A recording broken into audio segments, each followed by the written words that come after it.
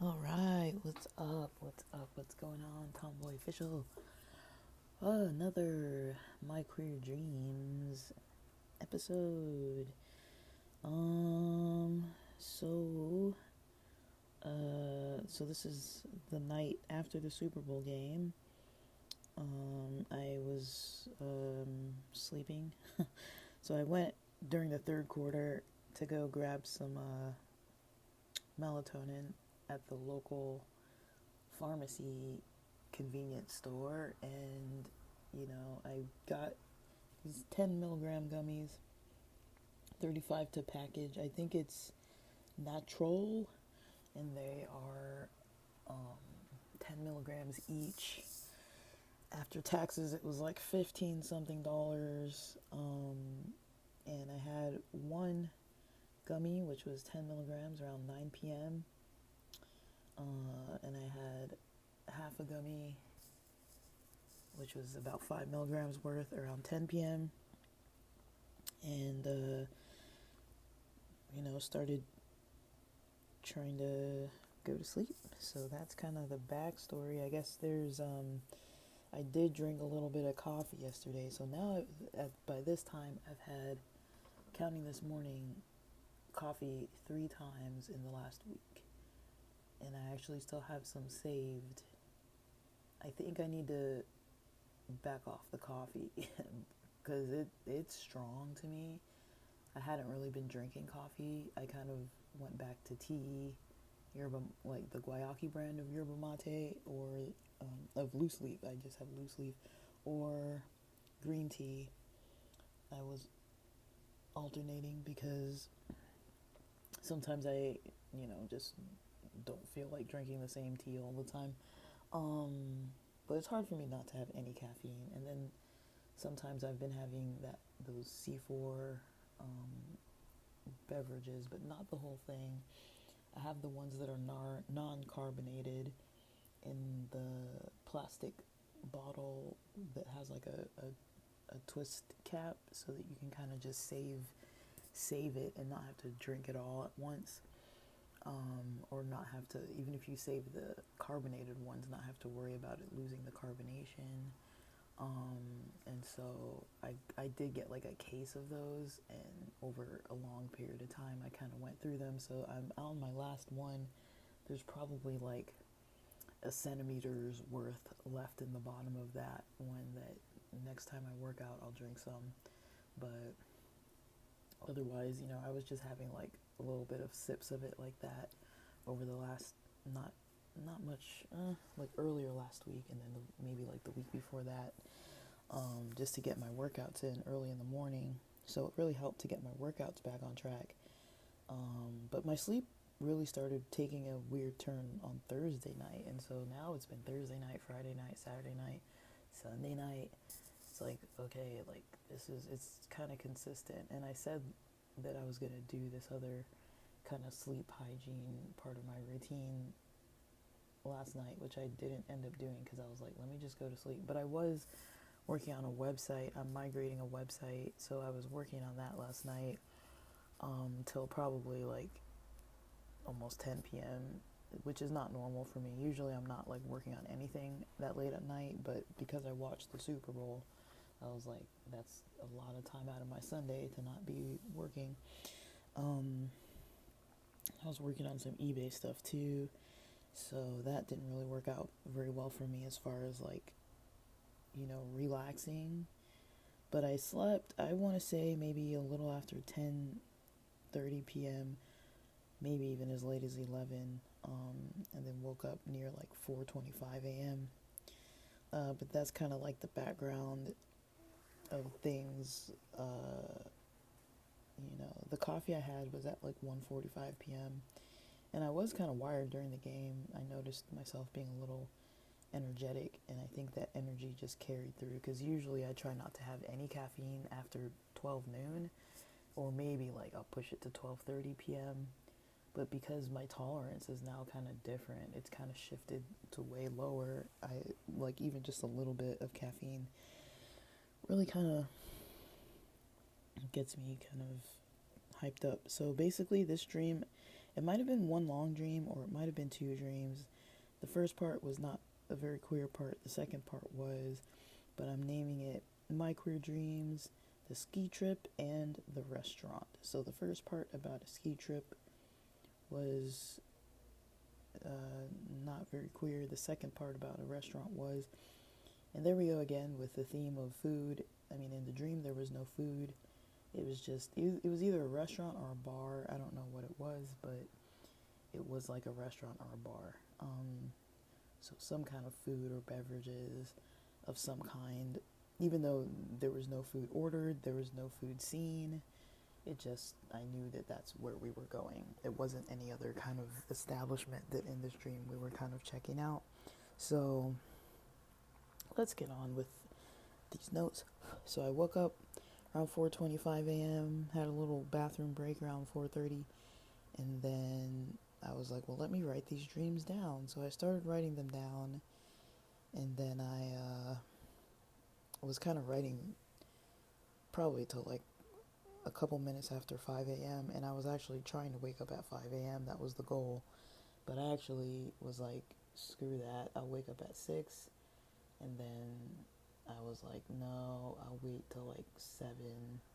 So I got up around like, it was 7:20ish when I actually was like waking up, like getting up, but I didn't really like get out of bed till like just before, probably like 10 minutes before 8, because I was like, I gotta make a phone call at a certain office that does not answer their phone. So after like, they open at 8, but if you wait even till 8:30, they're not gonna answer. So I was like, let me get on calling them so I don't have to drive over there today. So I called them around like 8:02 a.m. and put in what application I needed to finish, and then I had some coffee right before that. So just to make sure if I had to talk a lot on the phone, I wasn't like kind of groggy. But and I just finished having breakfast and kind of scheduling out my morning. So this is the part of my morning where we talk about these queer dreams. So the ski trip dream portion, I wrote it down. These notes say I was on a 3-day ski trip with a friend. I put his name. He's a childhood friend. He shows up in a lot of my dreams. We were somewhere like Sweden or Switzerland. My friend went snowboarding, and I think I had skis instead of a snowboard for some reason. I only own a snowboard, and I don't really ski. Like, I snowboard in real life, but I have skied before and I know how to. My friend went to the slopes almost immediately once we checked in. He left to do his own thing, which was completely fine.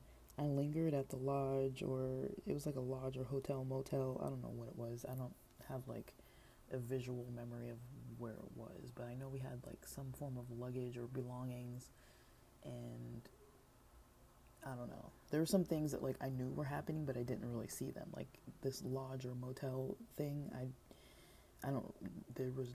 There was nothing visible about it. Like I just knew, we're here for multiple days. Like there's no way we're not staying somewhere. I went to check things out, like around in the area, but ultimately I was tired from the altitude and from traveling. I wanted to rest for most of the first day, and there was a possibility to extend our trip an extra 2 days. So I wanted to see what else was around, and there was this gondola tour, and I was considering that, just going by myself, and I was near the lines, like looking at like how you get onto the lines. Like there were these, I didn't write this down, but just how it looked. There was snow on the ground, and it was almost like when you walk into like a subway station, like where you have to like scan a card or something, but there was like snow on everything, and like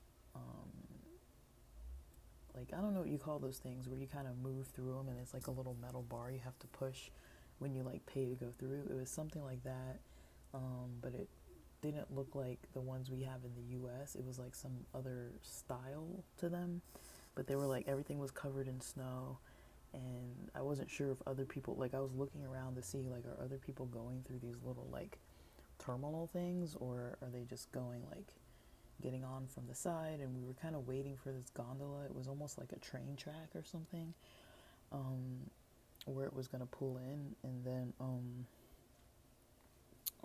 so, and near the lines there were some officers. They were kind of cracking down, arresting people for drugs.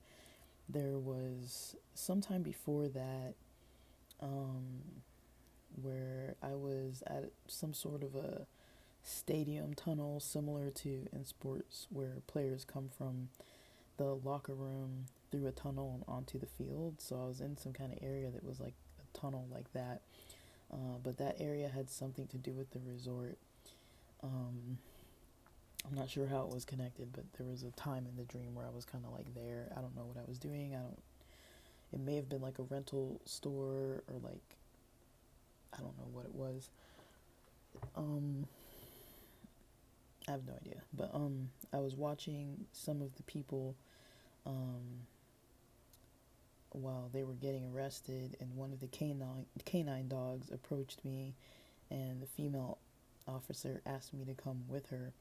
She placed me into custody and and I was explaining, I don't have meth. I've never used the stuff. But then I thought maybe when I had my gear near the gondola ride and I had turned my head for some time to kind of like look and see where there were these like boisterous guys kind of like making a lot of like distraction, or like making a lot of noise and like laughing and like being loud, I kind of just assumed like, oh, maybe they had been tampering with my stuff, because I had sneakers like attached to like a bag, like a gear bag, some kind of gear. I don't know what kind of gear, but like sports gear bag. And then, or luggage or something. I had sneakers kind of tied like around the outside, the sneakers that I usually wear. And I guess they were like, the dogs were like sniffing around there for like a really long time. And I was like, this is weird. Why are they even coming over to me? Like, I had nothing to do with this. And then, but yeah, the dogs seemed to have located something related to my sneakers, and someone else I knew, or maybe it was Will Smith. I think they called their aunt or a female family member who was a lawyer, and she talked to someone and threatened them, and I got released from custody. So that was that part of the dream. Don't ask me why I'm getting arrested all the time in these dreams, or like caught by some kind of authorities, like the other one where there were the drones. It's like, what the heck is going on in my dreams? So the queer part, I'm not sure if this was at all connected to the first dream or if it was a separate dream. I was with a group of lesbians, unknown in real life. I don't know who these people were, but I was with a group of them, and we were walking together to a bar or restaurant. The dream started with us randomly walking beside the front of the building, walking on the path toward the door with the building to our left.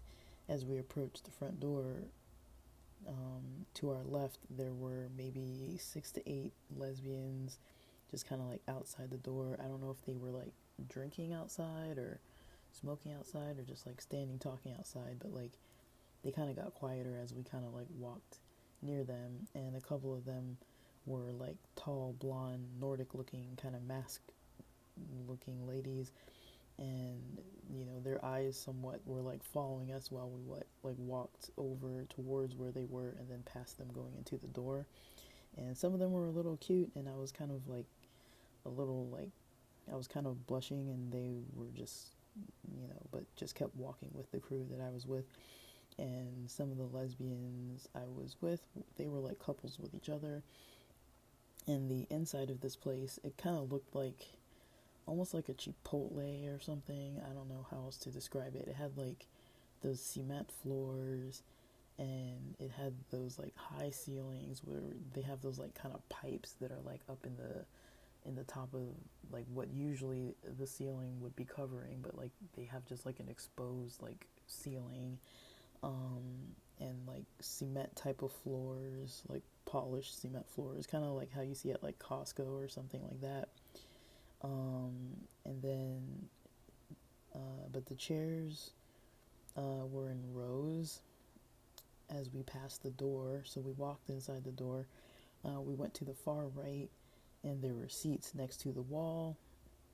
The seating basically had like a table with these two-seater benches on either side. They were like these dark brown kind of painted benches on either side, like kind of like a picnic table, but like two-seater.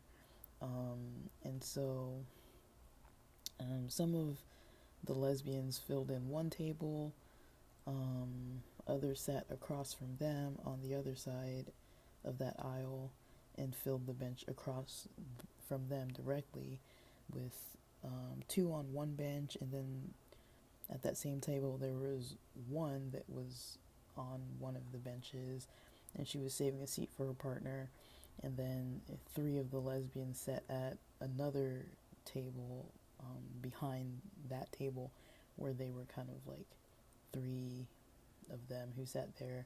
It was kind of similar. And then where one of them was saving a seat for someone else, and I tried initially to sit next to the first one that was saving a seat, and she was kind of apologizing, saying that she was saving it, and then the other one kind of said the same thing, like, sorry, I'm saving the seat for whoever they were saving the seat for.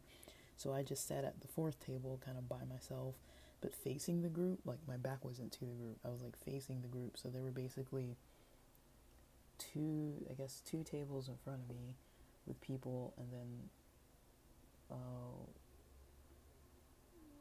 one table next to me with people. So it was kind of like a square of tables, but the table I was at, nobody was at it when I first sat down. I just sat there by myself. And then one lesbian came in late. I don't know who she was, but she said she was tired, and instead of sitting on the bench across from me at the same table, she started like sitting next to me. And since I was kind of near the aisle, I kind of scooted over to be like on the inside of the seat. But I'm not sure if she represented anyone I knew at all, but she seemed nice, and she was wearing maybe like these high-waisted fitted jeans and kind of like a bright blue t-shirt, and she had like curly dark hair, maybe long hair, I don't remember. Some other lesbian came a little late too and sat across from me and her. So now it was me, this other new person, and some other random person sitting at the same table. Because like I said, they're two-seaters, and so like she couldn't have fit. And then so yeah, she sat across from us at the same table, and then the lesbian that was next to me, she kind of like put her head on my shoulder, and then was asking like, do you mind, and started like just laying down to like take a nap. She kind of like laid down in my lap to take a nap, and then the other few kind of Nordic type looking lesbians that were outside, they came inside the building from outside, and they just sat at these like kind of high bar stools that were next to the door, and I was able to see them because I was like facing the door, and I faced, yeah, and then they kept looking in our direction, but I'm not sure if the space was a restaurant or a bar, and it was daytime, and yeah, like I said, we didn't order food, we didn't order drinks, but that was, I guess that was the gay part, but I don't really know. It was just like some random lesbians. I have no clue what was going on. I don't know if we were in some other country. I don't know if we were in the US. None of this was familiar. Like, none of these people were familiar. I have no clue what I was doing there. I have no clue who they were. We weren't even really talking about anything. We were just kind of like there. Like, I felt like I knew them, or maybe newly knew them, but it was just kind of like interesting because I was like, there was no real backstory. It's just like all of a sudden we were like walking into this place. So that was kind of interesting. It was fun. But yeah, I didn't really remember it till I started writing down that first dream. Then I was like, oh yeah, I just had this whole other dream right after that. And then when I went back to sleep, a little bit this morning after that, after waking up too early. I did have some other dreams, but I don't really understand what they were. Like, I didn't write them down because I was like, I just need to go to bed because I was already writing this stuff down. I was like, let me not write down all of that. And I've completely forgotten by now, but they were really weird. It was kind of like daydreams that were like these really weird daydreams, but I don't know what it is. Something's up. Something's going on, guys. My brain is like having issues, but I don't know, like whatever. But I got in some relaxing this morning because I was like, I'm not gonna wake up. I was gonna wake up at like 5 and just like start working out, and I was like, what's the point of that, you know? Like, I'm already tired. I didn't sleep enough, even with all that melatonin. So I had coffee this morning so I can get through the stuff I'm gonna do today, and then I might take a nap this afternoon if I can, but I probably won't be able to because I'm a little wired. But I might at least I'm probably gonna take at least like 2 hours for my lunch break, and then I'll figure out if I'll Uber later, maybe. I don't know. Sometimes I like to do that if I'm gonna run errands. I really just want to bang out these websites and get these things out of the way for this week so I can work on some other content that's related to them, because if I don't have the sites up, it's still going to put me behind. And then I've got some learning to do for a class and some other stuff. So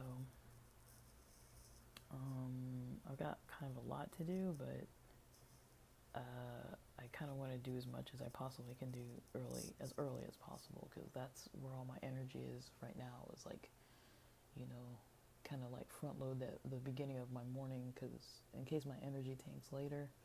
But it might not tank. It didn't tank. It hasn't tanked for like a little bit. For like a couple days, my energy's been a little bit more high than what I think I would want.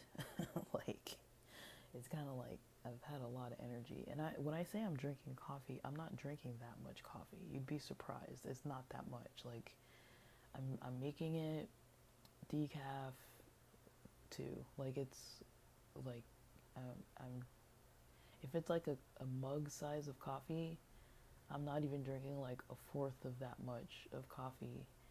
And then it's pretty weak when I've been tasting it. I'm like, it's super weak. So I've been adding decaf. I've been adding more decaf just for the flavor to be bolder. But so I'm drinking technically coffee, but it's like most of it's decaf. It's just a little bit of caffeinated coffee, and it's got me pretty wired. But I think this will be the last day that I'm drinking coffee in a really long time.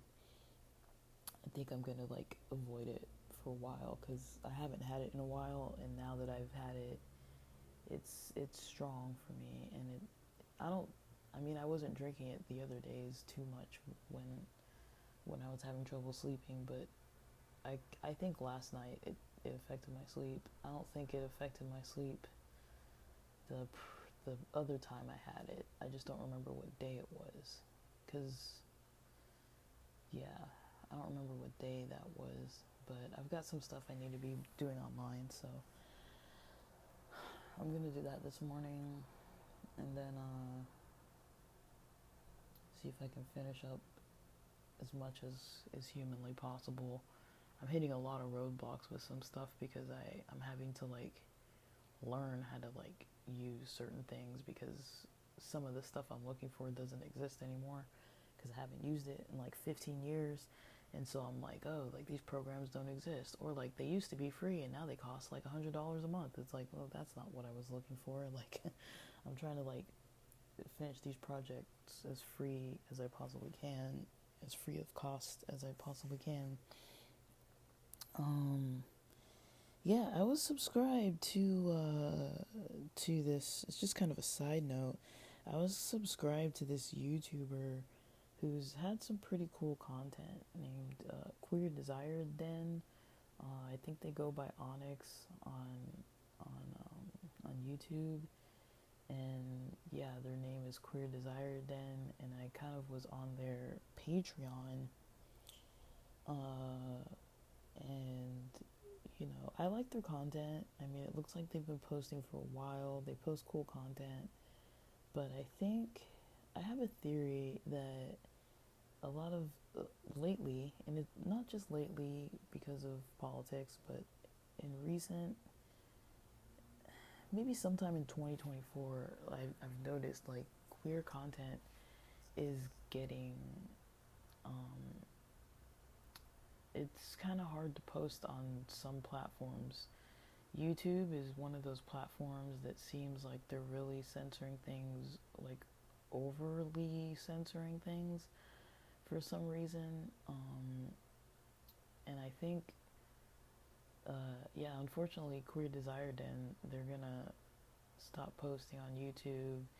They're shutting down their Patreon and their Discord. They had a really cool Discord, they have a really cool Patreon, but they're shutting them down because there's not a lot of, I guess it's not picking up as fast as they'd like, or they're trying to make another. They're kind of involving themselves in a completely different project now that's kind of more. They're starting anew, um, so we're kind of. I don't want to say we're like connected. Like I don't know, we don't know each other, but they're moving on, but I kind of have contact info. Um, I don't know if what type of content people are into, but they post like kind of content about like BDSM, like queer, kind of sex positive content. So if you're into that kind of stuff, I mean, you might want to check some of their content, see if they have like, I don't know, I mean, I can't vouch for this person. And if you even support their stuff now, I mean, I don't know if they're gonna like follow through still, because it sounds like they're, as of yesterday, they're kind of like done with that specific thing, that they're that whole niche, that whole brand that they've got, and they're kind of starting some other project or some other thing. But I thought their content was really interesting. I really liked it, and I found it really engaging and fun. But I kind of think with the type of content, YouTube is probably like, no, we can't really have all these gay people on here talking about sexuality. But I thought it was like a different, I liked that it was like a different approach. The videos are relatively short, like some of them are like 2 minutes, some of them are 3 minutes. Rarely, I don't think they've really posted videos that were too much longer than 5 minutes. But they did have quite a few posts, and they were posting quite often. It sounds like they moved from New York to some other area, and then also so they weren't having as many experiences because they were living in an area where there weren't a bunch of places where it was like New York where you could have a bunch of experiences. But I can't really say go check out their content as in it would like support them at the moment. But if you're into that kind of stuff, I think at least that old content was pretty cool. Um, they like, I was kind of in touch with them yesterday because they said I could reach out if I wanted to. So I was just like, oh, like it's kind of a bummer, but I enjoyed the content. It was fun. But if you're really into to those kind of stories, I'm just mentioning it because it's like people on here, maybe you want more stories. People seem to like these kind of stories, but my stories aren't that. There's not like a lot of spice to them a lot of times. And if you want some more spice, they've definitely got some more spice. I don't really have a whole lot of spice to be talking about, and maybe people like that, and maybe they don't. But I mean, I have posted stuff like that elsewhere, not on here, and because I don't want all this channel and everything to like get taken down. I've already had problems with it, like ever since I started connecting my Spotify to YouTube. I've noticed that I've gotten flagged a little bit, and I'm like, I don't understand, but I don't think I'm saying anything like too off the wall. But according to YouTube, they don't like it. So I'm kind of backing away from YouTube a little bit. I mean, whatever it is that comes from this podcast that gets, like the RSS feed is still connected to YouTube, so I guess whatever gets on YouTube gets on YouTube. But, Spotify hasn't really given me that much of a hassle. My biggest issues with Spotify has been the monetization processes and how that's changed since it was Anchor, and changing into Spotify for podcasters and changing into Spotify for creators, and how they kind of like screwed a lot of people with their kind of promotional stuff and all that. I don't really like the changes that they made, but that's not up to me. So but yeah, if you're someone who posts any kind of queer content out there, you might want to pay attention to some different platforms. I mean, I can't even tell you where to go, but you might actually benefit from just opening up your own website and trying to promote it outside of some of these platforms that are a little more strict. I'd like to call it prejudice, but I don't know. That's what I see it as, because it's not even. I mean, if you were a straight person, you could talk about your relationship all you want. You could talk about all kinds of sex education stuff, but if you're not straight, they don't really want to hear you talk at all. And there is a process of silencing. The algorithms are kind of messed up. I've talked about it before, how there's a I don't think they post anymore, but there's some content creators that were on, I think it was one of the first, maybe the second, but one of the first seasons of what is it even called? It was like that Queer Model Project, and they kind of got together, like maybe 4 or 5 of them, and it was the one where there was Landon and I can't remember their names, but one of them was named Landon. I think one of them was named like Neon or something. One of them was kind of like more light-skinned, like a sneakerhead. I can't remember all their names, sorry. I haven't tuned into their content for a while, but I talked about it on here a long time ago. I just remember like that you couldn't type in the name of their channel on YouTube, but then if you went to their Instagram, where they had the link in the bio, and you clicked on the bio, it would take you directly to their YouTube channel, and I always found that really weird. That's probably the first thing I realized when I was like, why is it like that for like, some queer content is like that, and it's like,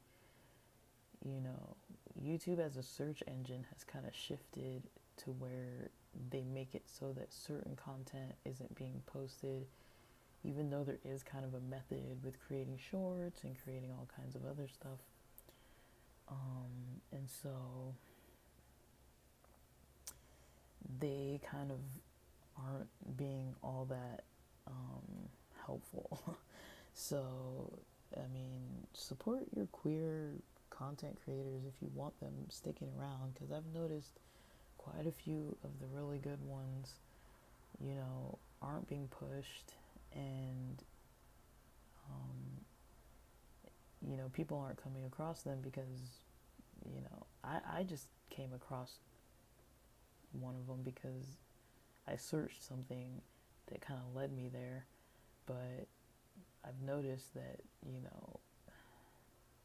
they do have a lot of engagement as far as like viewers, but having viewers versus having subscribers, that's a different thing. Having likes is a different thing. I don't think they're getting a lot of like spam or any like hate or bot comments. I haven't noticed that, but I've even noticed like Twitter or X or whatever it is, they've got this weird censorship thing.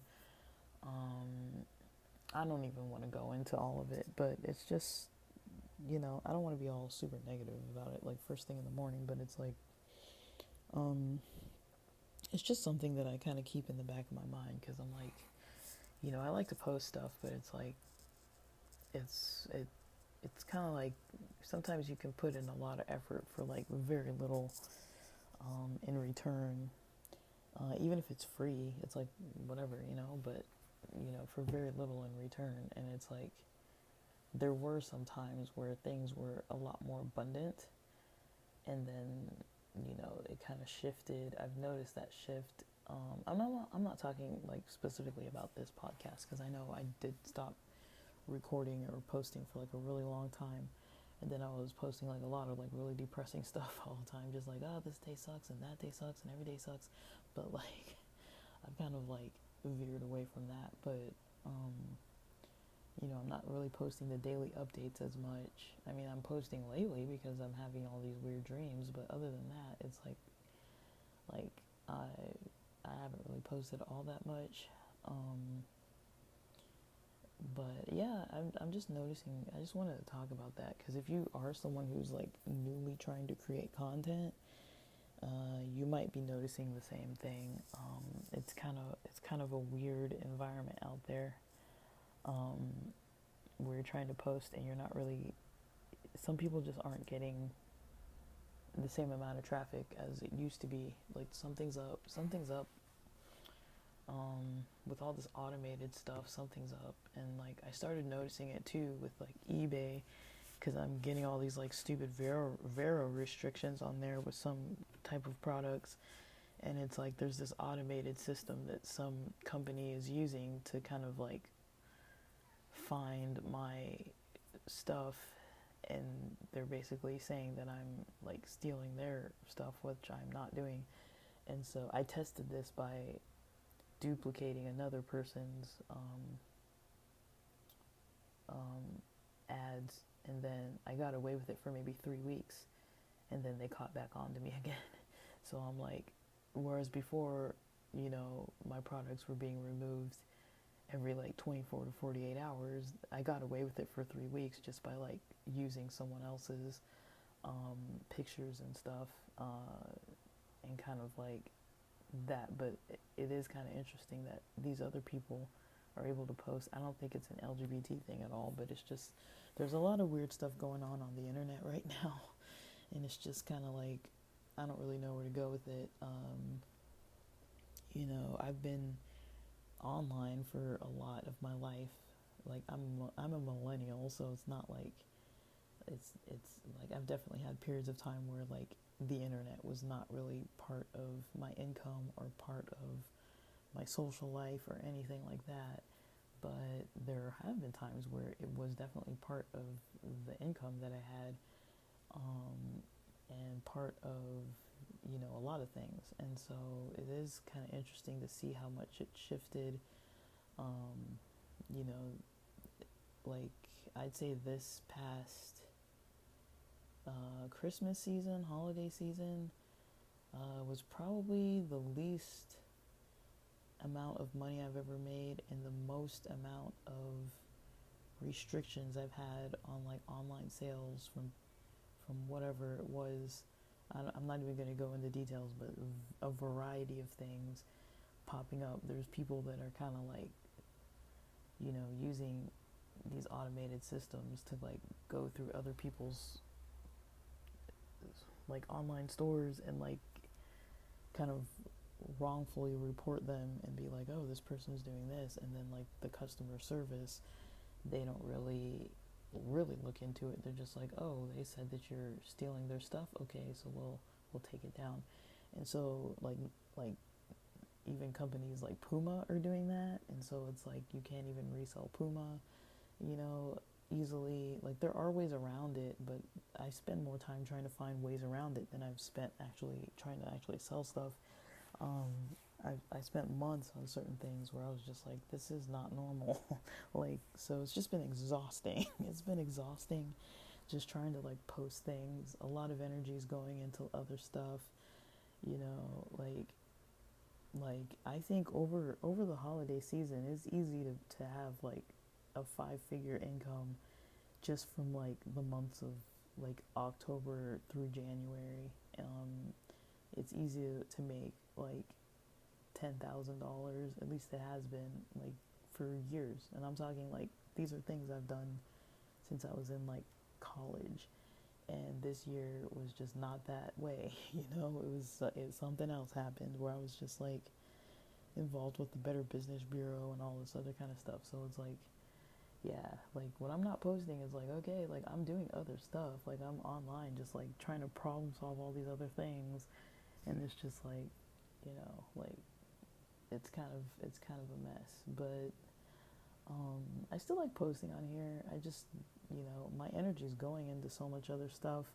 A lot of people are having that experience where their energy is being spent trying to figure out methods and strategies and stuff like that. And um, some people are just like, screw it, I'm not even gonna like make this my bread and butter anymore and go do something else and like work for like Walmart or some other thing. They're just like, because they need a paycheck. But um and I don't know, like I wasn't really gonna really go into that right this morning, but that's kind of like what's on my mind in general. It's just like the exhaustion that comes with all the online stuff. Like it is fun, but I'm just posting just like now and stuff like that.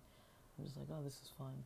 But, I no longer expect anything. I'm just like, whatever. I'm posting, and then it's just, I'm posting because for the joy of posting and creating content and just putting stuff out there. I'm no longer like, really relying on it for these. I'm not relying on these platforms much right now. I mean, there's almost no way to not rely on a platform. I think an LGBT person needs to make their own freaking LGBT platform and just put everybody on it, because that might be better. There's this guy. This is the last thing I'll say. I'll stop rambling. I'm trying to keep these shorter because I can go on for like 2 hours. But like, there's this guy called Craigslist Hunter on YouTube. He has a YouTube channel where he talks about, this is like not like a queer related thing, but he talks about like online selling and stuff like that. And he created a whole platform where he kind of approves different online sellers, like people from like eBay and Craigslist, to come. I think he has like a type of a pawn shop, or like a, because I think he gives people either like the loans or store credit, or like if somebody has something of value, he'll give them the money. So I think it's technically a pawn shop that he runs, but he video records his pawn shop, sometimes like his sales, and like edits the videos and stuff, and talks about the process of like how they post stuff online and how they kind of like do that.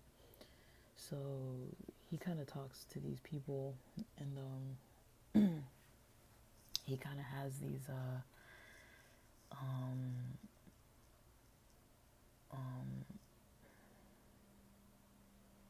yeah, he kind of has these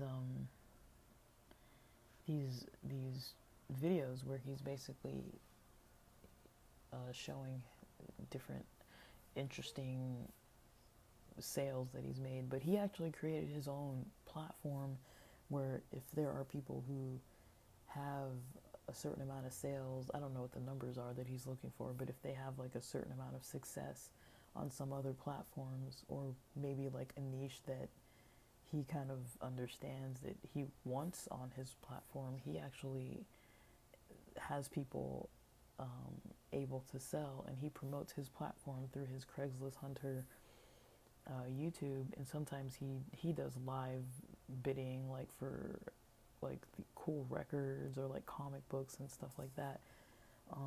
So it's a really cool channel, and it's like I've seen people do stuff like that, and I think someone out there, if they're savvy enough and want to put in the energy. I am too exhausted to even try to like embark on some other major thing. I'm like, there is a lot of stuff though that I've kind of stopped, where I'm just like, this is too much energy and effort for too little payback. And when I say like, return, I'm not saying like financial return. It's even just like, traffic, or anything that's kind of like, is the effort being recognized to some extent, even, because it's a bit of an art. Of course, I'm messy with it. I don't edit. I can't tell you the last time I edited anything. Like, I'll edit pictures and stuff like that, but I don't edit like anything hardly. If I make like, excuse me, if I make a video, I'll edit video, but I don't often make video content. The video content I do make, I don't post it on here. So, and there is a YouTube channel attached to here. I just don't really use it. And but I just, I just want to throw it out there. Like, if you guys are probably going to notice a shift in a lot of people's content creating. Like, a lot of people have Patreons, they're on Patreon. A lot of queer people can't open accounts on Patreon because they're like, oh, this is inappropriate. So a lot of people aren't even able to, like, open an account because Patreon won't allow it. I got restricted from Patreon. They restricted me. But the first thing they said was they wouldn't even allow me. And then the other day I got an email from them saying that they restricted me. And I just replied to it. And I was just like, you guys already told me that I can't do it. So just, like, take me off your email list. Like, stop contacting me. Like, I don't want to talk to you. Like, you already said no. So, like, whatever. But, it was against some kind of policy or whatever that they had. And I'm like, what is wrong with these people? But there are a lot of platforms that they might be cracking down even more in the near future, depending on all these weird policies and things. I don't foresee it going better because on the back end, they control everything. So they can make you visible. They can make you completely invisible. It's up to them. But I'm not talking about necessarily this kind of content on here. I've kind of, it is what it is over here, but like, I'm not even trying to, like, tap into anything over here. I'm just like, if I have something to post, I will. If I don't, I won't. But that's kind of where I'm leaving it. And yeah, I'll post. I just don't know when I'm gonna post next. I'll see what it just depends. When I have something to post, I'll put it up on here, and if I don't, I won't. I ramble, but I'm trying not to just post for the sake of posting. I'm trying to post when there's actually something to post. But because it gets tiring. Like, it's just like, I gotta move on with my morning. But yeah, I got some stuff to do today, so I'm gonna get on that, and then hopefully you guys like these topics, and thanks for listening.